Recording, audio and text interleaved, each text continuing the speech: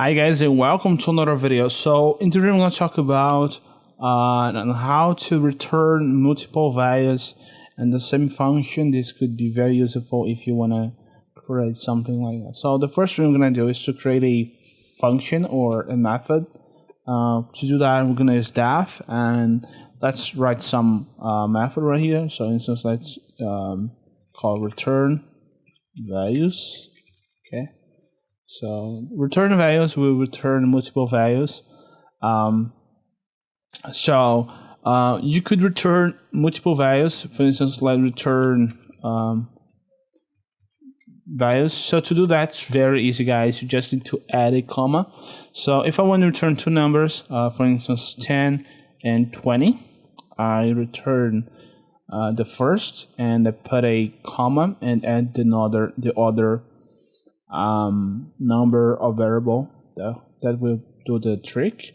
So if I want to assign a b, which in order to get these two variables, I know that this function returns two values, so I want to do this, and I want to assign as this. So if I want to see the values of a and b, I'm going to call the print function, and I should be able to see the values on the screen. So if I want to return just the first number, if I do this, I think it will return only. Okay, so I need to delete this. So if I run this, I think I will only be able to see, yeah. As you guys can see, it returns a tuple. Okay, so a is equal to a tuple, which is interesting, because I thought that we would return just the number 10.